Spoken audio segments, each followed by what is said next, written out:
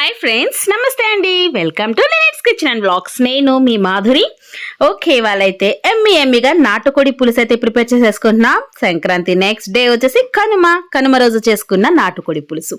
దానికోసం ముందుగా మనం మసాలా రెడీ చేసుకుంటున్నాం. దానికోసం ఇందులో ఈ విధంగా 1 స్పూన్ పెప్పర్, 4-5 గ్రీన్ ఇలాచి, 2 బ్లాక్ ఇలాచి, అనాస పువ్వు, స్టార్ ఫ్లవర్, జాజికాయ అండ్ షాహీజీరా అండ్ చెక్క, లవంగాలు ఇవన్నీ వేసేసి చక్కగా డ్రై రోస్ట్ చేసుకోవాలి. ఇవన్నీ మీడియం ఫ్లేమ్లో పెట్టుకొని ఫ్రై చేసుకోవాలి ఈ విధంగా. నెక్స్ట్ వచ్చేసి ఎండుమిరపకాయలు, ఎండు కొబ్బరి కూడా వేసేసుకొని ఇవి కూడా కాస్త బ్రౌన్ కలర్ వచ్చే వరకు ఫ్రై చేసుకోవాలి. ఇలా చక్కగా ఫ్రై చేసుకున్న తర్వాత దీంట్లో స్లోగా మొత్తం వేగిన తర్వాత మాత్రమే ధనియాలు వేసుకోవాల్సి ఉంటుంది. ముందే వేసుకుంటే ధనియాలు మాడిపోతాయి. సో అందుకే ఇవన్నీ కాస్త రోస్ట్ అయిన తర్వాత ధనియాలు వేసి అవి కూడా కాస్త రంగు మారిన తర్వాత లాస్ట్ అండ్ ఫైనల్లో వచ్చేసి గసగసాలు వేసుకోవాలండి. గసగసాలు అనేది చాలా త్వరగా చిటపట్లాడేసి ఫాస్ట్గా ఫ్రై అయిపోతాయి కాబట్టి ఫైనల్లో అన్ని వేగిన తర్వాత ఈ విధంగా వేసేసుకొని వాటిని కూడా ఒక 2 మినిట్స్ పాటు ఈ విధంగా కదిలించుకుంటే చిటపట్లాడేసి త్వరగా ఫ్రై అయిపోతాయి. ఇంకా పక్కన స్టవ్ ఆఫ్ చేసేసి వీటిని పక్కన పెట్టేసుకోవాలి. ఇది కాస్త చల్లారబెట్టుకుందాం. ఓకేనా? ఇవన్నీ కూడాను చల్లారిన తర్వాత ఒక రోల్ తీసేసుకొని నీట్గా క్లీన్ చేసేసుకోవాలండి. క్లీన్ చేసేసుకొని అదంతా తడి లేకుండా చక్కగా తుడిచేసుకోవాలి. నీట్గా రోట్లో దంచుకుంటే మసాలాలు భలే ఉంటాయి కదా, ఎమ్మీగా అయితే ఉంటాయి అన్నమాట. ఓకే, మనం అయితే ఇది నీట్గా క్లీన్ చేసేసుకున్నాం కదా, క్లాత్ కూడా తుడిచేసుకున్నాము. నెక్స్ట్ వచ్చేసి మనం ముందుగా ఫ్రై చేసుకున్నవి ఇలా కాస్త వేడిగా ఉండగానే ఈ విధంగా రోట్లో సగంగా వేసుకొని దంచేసుకోవాలి. మీకు ఎగురుతున్నాయి, కొంచెం పక్కకు వెళ్ళిపోతున్నాయి అనుకుంటే కాస్త సాల్ట్ కూడా యాడ్ చేసుకోవచ్చు. బట్ మామూలుగా చేసుకున్నా సరిపోతుంది అనమాట. కొబ్బరి ఇవన్నీ కూడా ఉన్నాయి కదా, అలా మొత్తం రోస్ట్ చేసేసుకున్నదంతా కూడా వేసేసుకొని ఇలా మసాలా అయితే రెడీ చేసేసుకోవాలి. పర్ఫెక్ట్. ఇది చేయడానికి చాలా టైం పడుతుందండి. చాలా ఓపిక్గా నెమ్మదిగా చేసుకోవాలి. ఇలా రోట్లో దంచుకుంటే చాలా బాగుంటుంది అన్నమాట. కొబ్బరి ముక్కలు కూడా మొత్తం నలిగిపోయాయి. ఎండుమిరపకాయలు అన్ని కూడా వేసుకున్న డ్రై ఇంగ్రీడియంట్స్ అన్ని కూడాను చక్కగా అయితే మసాలా రెడీ అయిపోయింది. ఈ మసాలాని చాలా ఇంపార్టెంట్ అండి నాటుకోడి పులుసుకి.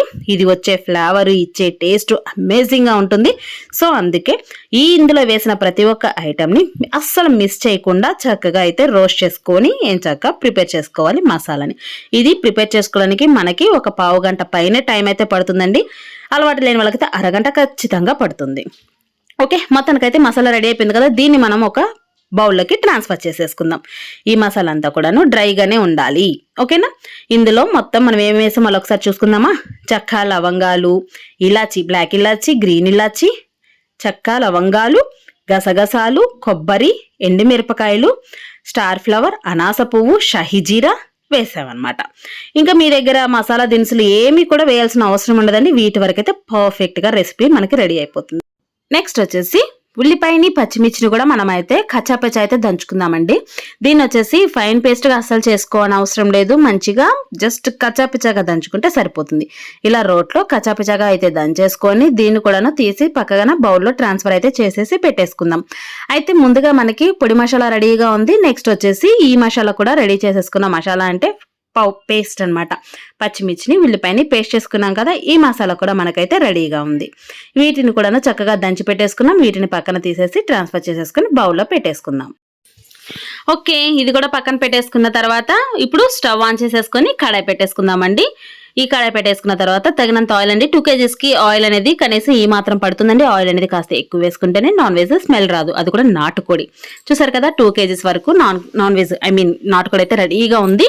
చక్కగా కాల్చి మంచిగా పీసెస్ కట్ చేసుకున్నది అనమాట. నెక్స్ట్ వచ్చేసి onion and green chilli paste అయితే ఆయిల్లో వేసేసుకొని ఎంచక్కా ఫ్రై చేసేసుకోవాలి. ఇది కాస్త గోల్డెన్ బ్రౌన్ కలర్ వచ్చే వరకు అయితే ఫ్రై చేసుకోవాలి. అప్పుడే టేస్ట్ అమేజింగ్గా ఉంటుంది. మీరు పచ్చిగా ఉండగానే మిగతా ఐటమ్స్ అన్ని వేసుకున్నట్లయితే టేస్ట్ అస్సలు రాదు. సో అందుకే దీన్ని చక్కగా గోల్డెన్ బ్రౌన్ కలర్ వచ్చే వరకు కాస్త ఓపిక్గా అయితే ఫ్రై చేసుకోవాలి. అప్పుడే చాలా టేస్టీగా ఎమ్మీగా మనం చికెన్ పులుసుని రెడీ చేసుకోవచ్చు. నాటుకోడి పులుసుని రెడీ చేసుకోవచ్చు. ఓకే, ఇందులో కాస్త ఉప్పు, పసుపు కూడా యాడ్ చేసేసుకుందామా. Okay, done. కాస్త పసుపు, కాస్త ఉప్పును కూడా యాడ్ చేసేసుకున్నట్లయితే ఈ ఆనియన్ పేస్ట్ అనేది ఇంకాస్త త్వరగా మనకి గోల్డెన్ బ్రౌన్ కలర్ అయితే ట్రాన్స్ఫర్ అయిపోతుంది అనమాట. అంటే ట్రాన్స్పరెంట్గా అయిపోతాయి ఆనియన్స్ అండ్ చాలా ఫాస్ట్గా మనకి కలర్ చేంజ్ అవుతాయి. అయితే దీన్ని లో ఫ్లేమ్లో పెట్టుకొని ఫ్రై చేసుకోవాలన్నమాట. నెక్స్ట్ వచ్చేసి జింజర్ గార్లిక్ పేస్ట్ ఒక 2 స్పూన్స్ అయితే వేసుకోవాలి. పెద్ద స్పూన్తో వేసానండి. 2 kgsకి 2 స్పూన్స్ అయితే మనకి పర్ఫెక్ట్గా సరిపోతుంది. ఫ్రెష్గా దంచి పెట్టుకున్న జింజర్ గార్లిక్ పేస్ట్ అనమాట. ఓకేనా, ఇది కూడా గోల్డెన్ బ్రౌన్ కలర్ రావాలి, కమ్మటి వాసన రావాలండి, పచ్చి వాసన పోయి అప్పటి వరకు అయితే రోస్ట్ చేసుకోవాలి. ఇలా కదుపుతూనే ఉండాలి, లేదంటే అడుగు పట్టేస్తుంది. అడుగంటేస్తే కర్రీ టేస్ట్ రాదు. సో అందుకే చక్కగా కలియబెట్టుకుంటూ మనం ఉండాలి. నెక్స్ట్ వచ్చేసి కర్రీ లీవ్స్. ఓకే, ఇలా కర్రీ లీవ్స్ని చక్కగా దూసేసి ఫ్రెష్గా కడిగి పెట్టుకున్న ఫ్రెష్గా ఉన్న కర్రీ లీవ్స్ని వేసేద్దాం.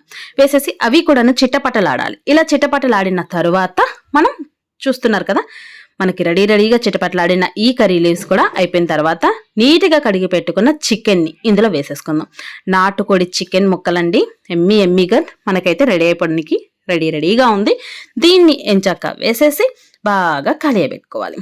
ఇది లో ఫ్లేమ్లో పెట్టేసి దీన్ని ఒక 20 minutes పాటు అయినా మనం కుక్ చేసుకోవాలి. ఓకే, లో ఫ్లేమ్లో పెట్టినట్లయితే మనకి దీంట్లో నుంచి వాటర్ వచ్చేసి 50% వరకు అయితే కుక్ అయిపోతుంది. ఓకే, 50% వరకు కుక్ అయ్యే వరకు మనం అయితే దీన్ని మూత పెట్టేసి లో ఫ్లేమ్లోనే కుక్ చేసుకోవాలి. మధ్యలో మనం కలియబెట్టుకుంటూనే ఉండాలండి, లేదంటే అడుగు పట్టేస్తుంది. దీంట్లో ఉన్న వాటర్ అంతా బయటకు రావాలి అంటే మనకి కనీసం 20 minutes పాటు అయినా మనం ఇలా కుక్ చేసుకోవాలి. ఓకే, లో ఫ్లేమ్లో పెట్టాను, కుక్ చేసుకున్నాను. చూసారా, వాటర్ అంతా కూడా బయటకు వచ్చేసింది కదా. ఇలా వచ్చిన తర్వాత ఒకసారి బాగా కలియబెట్టుకోవాలి. దీంట్లో 50% పైనే కుక్ అయిపోతుంది, అంటే 75% వరకు కుక్ అయిపోతుంది. ఇలా కుక్ అయిన తర్వాత మాత్రమే మనం రెడ్ చిల్లీ పౌడర్ని వేసుకుందాం. ఇది వచ్చేసి మసాలా కారం వేసుకుంటున్నానండి, అంటే వెల్లుల్లిపాయలు, జీలకర్ర, ధనియాలు, మెంతులు ఉంటాయి కదా, ఆ మసాలా కారం అనమాట. నాటుకోడికి అమేజింగ్గా ఉంటుంది. అండ్ పొడి మసాలా మనం ముందుగా నూరుకున్నాం కదా, మొత్తం ఆ నూరుకున్న పొడి మసాలా కూడా వేసేసి ముక్కలకి బాగా పట్టించాలి. ఇవి బాగా పట్టాలి, పచ్చివాసన పోవాలి కారం అంతా కూడాను. ఇక చూడండి, మసాలా వేసినాక వచ్చే కమ్మటి సువాసన అదిరిపోతుంది అంతే. ఇలా మొత్తం బాగా కలిసిన తర్వాత కొంచెం ఒక 2 minutes పాటు మూత పెట్టేసుకుందాం. పెట్టుకున్నట్లయితే పచ్చివాసన పోతుంది, పచ్చివాసన పోయి కమ్మటి వాసన వస్తుంది. అంతవరకు పెట్టుకున్న తర్వాత మనం 1 liter వరకు వాటర్ని అయితే యాడ్ చేసుకోవాల్సి ఉంటుందండి. 1 liter ఆర్ 1.5 liter అయినా ఖచ్చితంగా పడుతుంది, ఎందుకంటే ముక్క బాగా ఉడకాలి కాబట్టి. సో మనం 1 liter అండ్ ఇంకొక 1/2 liter వరకు అయితే వాటర్ అనేది నేను యాడ్ చేశానమాట. 1.5 liter అనమాట టోటల్గా.